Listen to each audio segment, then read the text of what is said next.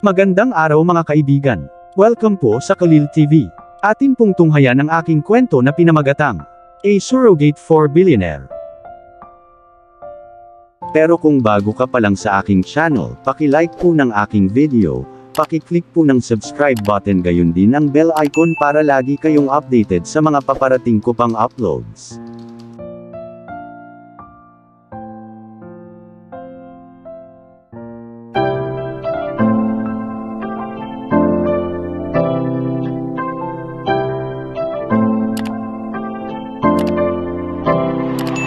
Kalil TV Part 23. Huminga ng malalim si Sebastian, at sinimulang halikan ang leeg ko habang marahang hinahaplos ang tiyan ko. Pagkatapos ay lumipat ang kanyang mga kamay sa aking mga dibdib at sinimulan niya itong pisilin ng marahan. Kaunting alinghing ang kumawala sa aking bibig nang maramdaman ko ang aking katawan na gustong makipagtalik. I can't do it. Mabilis kong itinulak ang mga kamay niya at bumangon sa bathtub, at kumuha ng tuwalya at binalot sa sarili ko, bago tumingin sa lalaking nakatingin sa akin na gulat na mukha. Tumingin ako kay Sebastian at nakita ko ang lungkot sa mukha niya, at nang hindi na ako nagtagal doon, ay lumabas ako ng washroom at lumabas habang kumuha ng pantulog at isinuot iyon. Tapos sabay labas ni Sebastian sa washroom habang nakatapis ng tuwalya sa kanya. Mabilis akong lumagpas sa kanya na gustong lumabas ng kwarto, pero bago ko pa magawa ay hinawakan niya ang wrist ko at hinila ako papunta sa kanya. Tapos nilock niya ang pinto. I should check on Gabriel, let go, sabi ko habang masumigpit ang hawak niya sa wrist ko. Napatingin ako sa kanya at nakita ko ang galit at sakit. Anong meron? Simpleng tanong niya sa akin na may kalmadong tono, at napaiwas ako ng tingin sa kanya habang sinusubukan kong kumawala sa pagkakahawak niya. Sagutin mo ako, sabi ulit ni Sebastian sabay hawak sa pisngi ko at hinimas-himas. Ayokong sagutin siya at ayokong umarte ng ganito. Hindi ko lang maalis sa isip ko ang mga bagay na iyon. Fucking answer me, Alexa. Tumipad ang pasensya ko nang sinigawan ko siya at binitawan ang kamay niya. Napabuntong hininga siya at tumingin sa akin ng may takot na tingin, saka siya dahan-dahang umatras ng ilang hakbang habang basang-basa ang mga mata. Shit, ano bang ginawa ko? Bakit ko nakalimutan na si Alexa ay natatakot kapag sinisigawan ko siya o kahit kanino?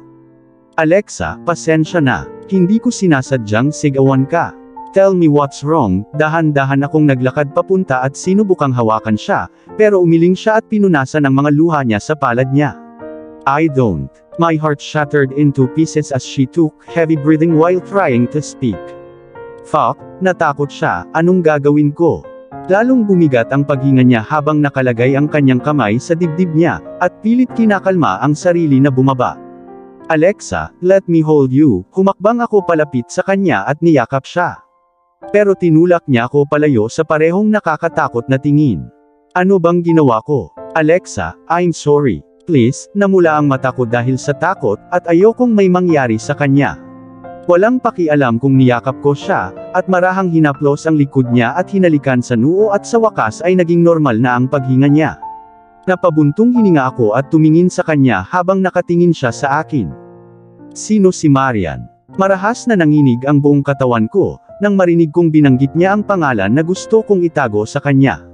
May nalaman ba siya sa totoong pagkatao niya o nakilala niya si Mark? Hindi. Hindi ko kayang mawala siya at ibalik siya sa pamilya ng Mondragon. Aawayin nila ako hanggang kamatayan kapag nalaman nilang asawa ko ang binibini nila, at itinatago ko siya sa kanila. Paano? Paano mo nalaman? I asked with my trembling voice at tinulak niya lang ako habang nakatingin sa mga mata ko. Alam ko ang lahat. Lahat. Fuck, alam niya na siya si Marian at ang binibini ng pamilyang Mondragon. Paano niya ito nalaman? Kapalit lang ba ako, Sebastian? Anong kapalit? Anong kalokohan ang pinagsasabi niya? Anong pinagsasabi mo, Alexa? Hindi ko maintindihan. Muli siyang hinawakan sa bewang at niyakap, ngunit muli niya akong tinulak palayo. Sinasama mo ako dahil kamukha ko siya. Kamukha ko si Marian. What the fuck? She's fucking Marian. What the hell with the look? Teka, naisip niya ba na iniingatan ko siya dahil kamukha niya si Marian? Speak, Sebastian. Nakita ko ang mga luha ni Alexa na nangingilid mula sa kanyang mga mata habang nagsasalita siya, napabuntong hininga ako at tumingin sa kanya. Ang galing niyang isipin na kamukha niya si Marian. Kaya madaling ilayo siya kay Mark.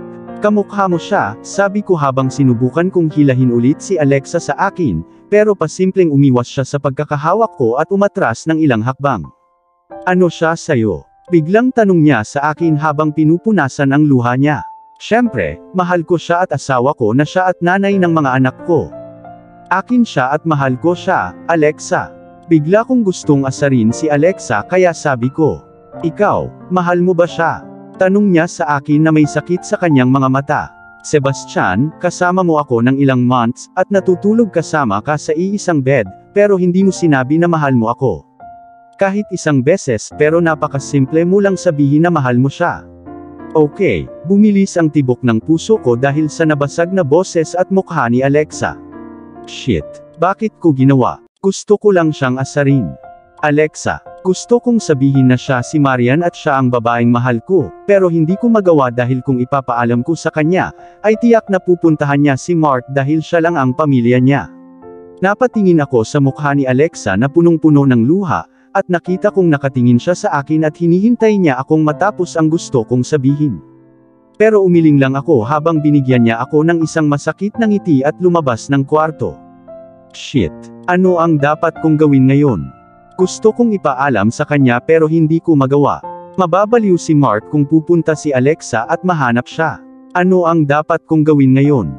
Naiinis siya sa akin dahil sa sinabi ko sa kanya. Mabilis akong nagpalit ng pantalon at lumabas ng kwarto sabay kuha ng sando. Pagbaba ko ay nakita ko si Alexa na nakangiting nakayakap kay Gabriel. Pinagmasdan ko ang pagngiti niya pero hindi ito ang palaging ngiti niya. Daddy, nang makita ko ni Gabriel ay sumigaw siya at itinaas ang mga kamay. Naglakad ako papunta sa kanila at binuhat siya. Napatingin ako kay Alexa na nakatingin sa malayo. Little princess is moving, masayang sabi ni Gabriel habang nakapulupot ang mga kamay niya sa leeg ko. Napatingin ulit ako kay Alexa pero nakatingin pa rin siya sa malayo. Daddy feel her, humalik si Gabriel sa pisngi ko at ngumiti. Napabuntong hininga ako dahil hindi ko alam kung hinayaan ba siya ni Alexa na hawakan siya o hindi. Umupo ako sa tabi niya, at pinatong si Gabriel sa kandungan ko habang nakalagay ang kamay ko sa tiyan ni Alexa. Natakot ako at kinakabahan dahil alam kong delikado siya kapag galit. Gumagalaw si baby. Masakit ba? Tanong ko sa kanya pero tumayo lang siya at umalis. Bakit hindi ko nalang sabihin sa kanya kung sino si Marian? Hindi ko kayang hindi niya ako pansinin ng ganito. I fucking love her. It was totally my fault and I didn't have to tease her like that. Galit si mommy sa'yo daddy. Napatingin sa akin si Gabriel at nag-aalalang tanong sa mukha. Siyempre galit sa akin ang mommy niya. Oo gawa ko kaya nagalit si mommy. Hinalikan ko ang noo ni Gabriel at bumuntong hininga. Daddy bakit? Hindi pwedeng magalit si mommy dahil magagalit din ang little princess. Ang tanga mo daddy. Napatingin ako sa little adult na nasa kandungan ko, at tinuturuan niya ako. I bet hindi ako ganito katalino noong bata pa ako. Okay, it's daddy's fault, I'll be careful next time. Umiti ako sa kanya at tinapik-tapik ang ulo niya habang humahagikgik sa katawan ko. Tapos tumayo na ako at binuhat si Gabriel papunta sa dining room. Pagpasok ko nakita ko si Alexa na nakatingin sa labas ng bintana, at malalim ang iniisip niya. Ibinaba ko si Gabriel habang nakatingin siya sa akin na may nakakaunawang tango. Tapos tumakbo na siya palabas ng dining room. Ang matalino kong anak. Pagkaalis niya ay dahan-dahan akong naglakad papunta kay Alexa, pero hindi niya ako narinig. Napabuntong hininga siya nang yakapin ko siya mula sa likuran. Naghintay sandali si Alexa at sinubukang tanggalin ang mga kamay ko sa kanya, pero hindi ko siya hinayaan dahil akin siya at hindi ako papayag na itulak niya ako palayo. Let go Sebastian, sa wakas nagsalita na siya. Hindi. Simpleng sabi ko habang nakasubsob ang mukha ko sa leeg niya. Humugot ng malalim na hininga si Alexa at sinubukan akong itulak pero sinasayang lang niya ang effort niya. I love you Alexa. I fucking love you. I'm sorry hindi ko masabi pero mahal na mahal kita simula pa nung una kitang makita. Hinalikan ang leeg niya at nagsalita habang hinihimas ko ang tiyan niya. Dinadala niya ang aking anak at paano ako magmahal ng ibang babae bukod sa kanya. Ito ay palaging kanya. Bigla akong nakaramdam ng basa sa aking mga kamay, at alam kong ito ay ang mga luha ni Alexa. Pinaiyak ko na naman siya. Hinarap ko si Alexa sa akin at hinalikan siya sa noo pero tinulak niya ulit ako palayo. How can you love two women at the same time, Sebastian? Just don't lie to me. God, paano ko ba aayusin ang problemang ito ngayon? Alam kong pinuntahan niya ang fucking Natasha na iyon, ngunit hindi ko akalain na magiging ganito kalala ito. Alexa, just believe me. I only love you, and about Marian, I will tell you, but I can't now. I just can't lose you. Bumuntong hininga ko at nagpaliwanag pero umiling lang siya. No need to explain, Sebastian. The thing is, I was just a substitute for you, and the woman you truly love is Marian. She was long gone, but yet you love her. Bakit ba ang tigas ng ulo nitong babaeng ito? Hindi ba niya ako kayang pakinggan? Ang mga babae ay komplikado talaga. Alexa, bago ko pa masabi ang gusto ko, umalis na si Alexa. Napasapo ako sa noo ko at tumingin sa direksyon kung saan siya umalis. Habang naghahapunan kami ay hindi man lang ako nilingon ni Alexa, kumain lang siya ng pagkain niya habang pinapakain si Gabriel. Pinagmasdan ko ang maganda at galit niyang mukha. Naalala ko siya noong bata pa siya. Palagi siyang nagagalit kapag nakikita niya ako sa nakaraan. Shit, she's ignoring me, and that was fucking hard for me to stay without her attention. I decided to grab her attention back to me, kaya tinapik ko ng malakas yung table at pinagmasdan siya pero hindi niya ako nilingon. Hindi ako susuko. Uminom ako ng tubig at nagsimulang umubo. Young master, okay ka lang? Gusto ko ba ang atensyon niya? Sinamaan ko ng tingin si Tito Herman na nagsalita at nagpakawala siya ng isang pilit na ngiti bago tumalikod. Bakit hindi ako nakikita ni Alexa? Wala ba siyang pakialam sa akin? Alexa, ang sakit ng ulo ko. Malapit nang sumabog. I-message mo. Tanong ko sa kanya pero wala akong nakuha. Napatingin ako kay Gabriel na nakatingin sa akin na may dismayadong tingin. Kumunot ang noo ko sa kanya at umubo ulit. Masakit din ang tiyan ko, pero mas masakit ang ulo ko. I spoke with a pain-filled voice, and yet she was eating her food without even looking at me. May tumulong lang bago ako mamatay. I can't die without seeing my little princess, basag kong wika habang pinagmamasdan si Alexa. Nakita ko ang mga labi niya na bahagyang kumulubot pataas. Nakangiti siya. Alexa, don't let me die. Help, it hurts, muli kong wika. Sa wakas ay tumingin siya sa akin at kumunot ang noo. I smiled brightly at her dahil sa wakas ay tumingin na siya sa akin, and I was happy. Pwede bang itikom mo na lang ang bibig mo at kainin ang pagkain mo? Galit siya. Nabigo na naman ba ako? Shit, paano ko susuyuin ang babaeng ito ngayon? She's fucking hard to deal with. Ay, oo, tumingin sa plato ko at nagsimulang kumain ng hapunan ko bago pa siya mabaliw at matamaan ako.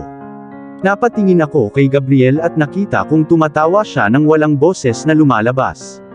Gusto kong suntukin ang puwete niya at itapon pero siya ang pinakamamahal kong anak na minahal ko ng sobra. Pagkatapos kumain ay umalis si Alexa kasama si Gabriel, at pumunta sa kanyang silid. Siya ang maghuhugas sa kanya. Hinintay kong lumabas si Alexa sa kwarto niya at nakita kong pumasok siya sa kwarto namin. Buti na lang natutulog siya sa akin. Pumasok ako sa kwarto namin, at pagpasok ko ay tumama ang unan sa mukha ko. What the hell? Hindi ka dito matutulog. Umalis ka na. Tumingin sa akin si Alexa at sinabi, ano? Hindi matutulog doon. Bakit? I can't sleep without her, and she knows it. Alexa, I can't sleep without you. Humakbang ako papunta sa kanya at sinabi. Tinitigan niya ako saglit at umiwas ng tingin. You can sleep without me, Sebastian, the only thing you cannot sleep without is my breasts. Napatahimik ako sa sinabi niya. Tama siya, I wanted to feel her breasts before sleep, because those were fucking soft and comfortable, but I want her too. I want both, okay. I want to hold you to sleep too. Pilit akong ngumiti sa kanya habang binato niya ako ng isa pang unan. Mabilis ko itong sinalo bago pa ito tumama sa mukha ko. Alexa, we'll sleep together, okay? You can hit me if you want. Ayokong matulog nang wala siya at gusto kong damhin ang dibdib niya. Shit, bakit ba nangyayari sa akin ito? Okay, then I'll go. Naglakad si Alexa papunta sa pinto pero bago pa siya makaalis pinigilan ko siya. Okay my lady, I'll go. Ngumiti ako sa kanya at hinalikan siya sa noo bago lumabas ng kwarto. It was all my fault and there's no way I'm going to tell her that she's Marian, so it's better if I let her come down. Hinabol ka ba ni Mommy Daddy? Pagpasok ko pa lang sa kwarto ni Gabriel ay narinig ko na ang pagtawa niya. Bumuntong hininga ako at tumango sa kanya habang siya ay tumawa ng malakas. You brat, naglakad ako papunta sa kama niya at sinimulan siyang kilitiin. Daddy, sorry, stop, natawa din ako dahil sa tawa ni Gabriel. Bagay talaga itong lalaking ito. Sleep na, hinalikan ko siya sa noo at niyakap siya para matulog. Damn, namiss ko ang amoy gatas niya. Ang tagal na nung last ko siyang katabing natulog. Lumipas ang 1 linggo at hindi man lang ako nilingon o kinakausap ni Alexa. Ang tanging bagay na hinayaan niya sa akin ay hawakan ang kanyang tiyan. Natuwa ako dahil pinaramdam niya sa akin ang aking munting prinsesa. Araw-araw pag-uwi ko, binibilan ko siya ng bulaklak, at palagi niya itong kinukuha na may maliit na ngiti sa labi at sapat na iyon para sa akin. Alexa could not be heartless towards me, so she checked on me every day without showing me it pero galit pa rin siya. Daddy, I want to go to the office with you today. Lumapit si Gabriel at niyakap ang binti ko. Nagbaba ako ng tingin at hinaplos ang buhok niya. Mag-isa lang si Mommy kapag sumama ka sa akin. Inayos ko ang damit ko at binuhat siya. Tanong ko kay Mommy, pwede na daw ako, bumuntong hininga ko at hinila si Gabriel palabas ng kwarto, at nakita ko si Alexa na nagtitirintes ng buhok habang nakatingin sa tuta na binili ko para kay Gabriel. Wednesday, halika nga dito, pinanood ko ang paglalaro niya sa tuta at para siyang maliit na bata. Alexa, okay lang ba kung isama ko siya? Tanong ko sa kanya, tumingin siya sa akin at tumango sabay ngiti. Yung ngiting yun ang nagpabilis ng tibok ng puso ko. It's been a fucking week since I saw her smile like this. Okay, alis na ako, pumunta ako sa kanya at hinalikan siya sa noo. Tumingala siya sa akin at tumango. Hintayin mo ako, sabi ko sabay halik niya sa pisngi ko. Umiti ako sa kanya at lumabas ng bahay kasama si Gabriel. Ewan ko pero sa hindi malamang dahilan nakaramdam ako ng kakaiba. Inalis ko ang isiping iyon at pumunta sa opisina. Pagkaalis ni Sebastian at Gabriel ay pumunta na ako sa kwarto dahil sa pagod at antok. Hindi ko alam kung ilang oras akong nakatulog pero nagising ako sa malakas na kalabog. Ano ba yun?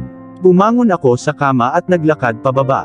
Habang pababa ako ng hagdan, ang una kong nakita ay isang lalaking nakatutok ng baril sa noo ni Tito Herman. Nakaluhod si Tito Herman, anong nangyari? Where the fuck is she? You know what I'm talking about. Bigla siyang sumigaw at hinila ang gatilyo. No, let him go, hindi ko inaasahan na biglang lalabas ang boses ko. Nanginig ng husto ang katawan ko at hindi sinasadyang natakpan ng mga kamay ko ang tiyan ko. Ayokong may mangyari sa baby ko. Wala din si Sebastian dito. Tumulo ang luha ko dahil wala akong magawa. Young lady go in. Wika ni Uncle Herman pero umiling ako at naglakad papunta sa kanya. Napatingin ako sa lalaking nakatutok ng baril kay Tito Herman, at nakita kong punong-puno ng luha ang mga mata nito habang nakatingin sa akin. Napakagwapo niya, kulay abong mata at dark brown ang buhok. Familiar siya. Teka, bakit kamukha niya si Janos? Biglang bumagsak ang kanyang mga luha sa kanyang mga mata nang alisin niya ang baril sa noo ni Tito Herman, at naglakad patungo sa akin nang hindi sinasadyang napaatras ako ng ilang hakbang. Little princess come here, come to kuya. He spread his arms and smiled at me. Teka, pamilyar yung boses niya. Narinig ko na ang boses na ito dati. Masakit ang ulo ko. Kuya, lumapit siya at niyakap ako ng mahigpit. Ang bango niya, pamilyar pero hindi ko kilala ang lalaking ito. Paano ko naman hahayaang yakapin niya ako kaya mabilis ko siyang tinulak. Don't touch me. Sino ka? Tiningnan niya ako ng sobrang sakit na tingin. Tapos bumagsak ang mata niya sa tiyan ko at biglang nanlamig ang maamong mga mata na iyon. Marian, ako ito. Mark, hindi mo ba natatandaan yung Mark Bear mo? Ako yun. Ano? Marian, baliw ba siya? Mark, hindi ko pa narinig ang pangalang ito. I don't know you. Please leave now or I'll call my husband. Babala ko sa kanya dahil gusto ko siyang umalis. Marian, sumama ka sa akin. That bastard doesn't deserve you. With that he grabbed my hand at hugged me tightly. You've misunderstood. My name is Alexa. I'm sorry. Please leave. Sinubukan ko siyang itulak palayo pero hindi ko magawa dahil sa lakas niya. Alexa, hey. I see, you don't remember. Hinalikan niya ang noo ko at hinaplos ang buhok ko na may masakit ng ngiti. Master Mondragon, pakiusap bitawan mo ang young lady. Wika ni Uncle Herman habang sinusubukan akong ipagtanggol. Tell your young master that I took what's mine. Sambit niya sa isang mahigpit na boses na puno ng puot. Bitawan mo ako, I'm not yours. I have a husband and a son, pakiusap bitawan mo ako. Nangingilid ang mga luha ko dahil hindi ko alam kung sino ang lalaking ito, at kung bakit siya nandito ngunit ang mga salita niya ay natakot ako.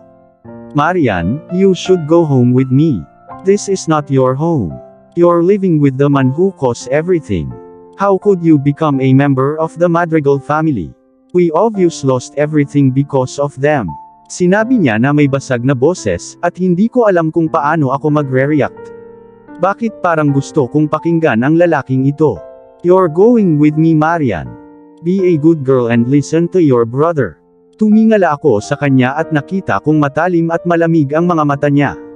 With that sinama niya ako palabas ng bahay na hindi pinansin ang mga salita ni Tito Herman. Binuksan niya ang pinto ng kotse niya, at pilit akong itinulak papasok sa passenger seat habang isinara niya ang pinto at nilock iyon matapos isuot ang seatbelt para sa akin. Pagkatapos ay muli siyang pumasok sa bahay, at bumalik pagkatapos ng ilang minuto. Saan mo ako dadalhin? Tanong ko sa kanya pagkasakay niya sa kotse. Tumingin siya sa akin at bumuntong hininga habang hinahaplos ang mukha ko. Hindi ko naiwasan ang yakap niya dahil parang pamilyar yon. Sa bahay, where you lived years ago. With that he started the car and drove away. Makalipas ang ilang oras ay nakarating kami sa isang malaking mansyon. Biglang bumilis ang tibok ng puso ko dahil sa nakikita ko. Namumuo ang lungkot sa isip ko pero hindi ko alam kung bakit. Napatingin ako sa napakalaking hardin at nakita kong puno ito ng mga dahon ng maple. Ang ganda, may naaalala. Hininto niya ang sasakyan at hiniling niya na bumuntong hininga ako at umiling. May kung ano sa utak ko pero hindi ko maalala. It's okay, you'll remember soon, princess. Umiti siya at hinalikan ako sa noo. Pagbaba namin ng sasakyan, ay nakita ko ang isang matandang lalaki na malumanay na nakangiti sa akin. Naglakad kami papunta sa kanya habang hinila niya ako para yakapin. See who's back. He chuckled and kissed my forehead. Nataranta lang ako at wala akong kakilala sa kanila. Tita, I knew Daddy will take you back home. See, I was waiting. Tumakbo papunta sa akin ang isang batang lalaki, at huminto ilang pulgada ang layo sa akin. At dito na po, nagtatapos ang part 23 ng ating kwento. Sabay-sabay po natin abangan ang susunod na kabanata. Paki-support rin po ng mga kwentong pag-ibig ni Dion Channel TV na asawa po ni Khalil TV. Maraming salamat po. God bless and stay safe everyone. Shout out po sa ating mga kaibigan na sina Nora Abdul Qadir of Bahrain, Adelita Shirikian of Jerusalem, Israel, Jasmine Ramos of Abu Dhabi, UAE, Abun Shoji of Japan, Marivic Barquio of Kuwait, Mary Ann Bakat of Abu Dhabi, UAE, Marian Sushon of America, Karen May Plato of Hong Kong, Evain Loha, Fek Cruz, Judy Char, Ana Yu Powell, Harna Baduli, Linda Sotelo of Umingan, Pangasinan, Evangeline Caballero of Kuwait, Maria Renbuentipo of Uniza Al-Qasim, KSA, Vianney Casagde of Kuwait, Taylon 21 of Hong Kong, Rose Ellen Fernando of Oman, Jennifer Gonzalo of Kuwait, Clemen Gabo of Hong Kong, Julieta Tornillo of Kuwait, Simpatica of Singapore, June Gwyneth Igorot Country Sounds of Hong Kong, Evelyn Togonon of Dubai, Kenta Hamamoto, Jean the Best of England, Chris Kenneth Acosta, Sassy TV, Rex Roy, Teresita Arevalo, Nicomeda Atihira, Annalisa Jamie of Saudi, Melanie Isidro of France, Nitz Reyes of Kuwait, Reyes Family of Kuwait, Alerta Family of Kuwait, Maricel Dela of Hong Kong, Janice Lunhas of Qatar, Honey V of Kuwait, Ella Fame of Kuwait, Minda Adlawan of Davao City, Marisa Remular of Oman, Lupineda of Dubai, UAE, Mariz Vialaw of Kuwait, Dolores Martin of Riyadh KSA, Garamilo Serafin of Dubai UAE, EJ Kat of Hong Kong, Fatima Diocolano of Dammam KSA, Manang Mary's Channel of Oman, Devora Valdez of Singapore, Marites Bolarga of Taiwan, Floreline Adlawan of Riyadh KSA, Lorena Barbosa of Moscow Russia, Jolie Madamasila of Israel, Maria Manering of Australia, Luz Tua of Israel, Annalisa Trinidad of Guagua Pampanga San Matias, Cherry Masaglang of Kuwait, Rose Hasmain Fernando of Oman, Lena Prestoza of KSA, Jane Gupit of Batangas City, Connie Maximo of Taiwan, Nelly Gallo of Canada, Rosalinda Gonzaga of Kuwait, Jen Pitao of Qatar, Rodever Magallanes of Hong Kong, Emma Morgan of Kent Seattle Washington USA, Reina Roque, Darkman Ed at Mimi, Leonard Brown, Yams, Vladimir Casimo, Pinky Flores, Gemela Dumasil, Glyceria Salab, Mars, Fena Veros, Mayu Calamente of Qatar, Rowena Manidol of Saudi Arabia, Takwatchera of Hong Kong, Catherine Asaha of Kuwait, Mayan of Macau, Jeannie Lynn Quixote of Madrid, Spain, Augustina Amora of Jeddah KSA, Nelia Ruiz, Raquel Kilao, Bernadette Pia, Rodalyn de la Cruz Tagle, Aditha Capiando, Girly Bautista, Jessel Aquines, Baby Dayrit, De la Cruz Aloha, Spice 221, Jingjing Roladan, Love Top Secrets, Debbie de la Roca, Shunli Diaries, Ellen Juanilo, Elsa Maestro, Amelita Andaha, Nympha Tolentino, Fiel Daliwan, LV Catalonia, Estrella Taluon, Madol Fuerza, Samar Biang, Highland Sam Gold, Marizel Varona, Zenaida Bala, Neri Javier, Dory Lynn Besa, Alma 1027, Mari Fidator, Helen Santiago, Cynthia Neva, Lizol Chato, Edita Barrientos, Lena Palail, Alejandro Boncalos, Azumi 12 Gamang, Gemma Pina Florida, Cherry Lorono, Jeff Felgayo, Chris Elda Mausisa, Rodney Santiago, Elizabeth Van Utan,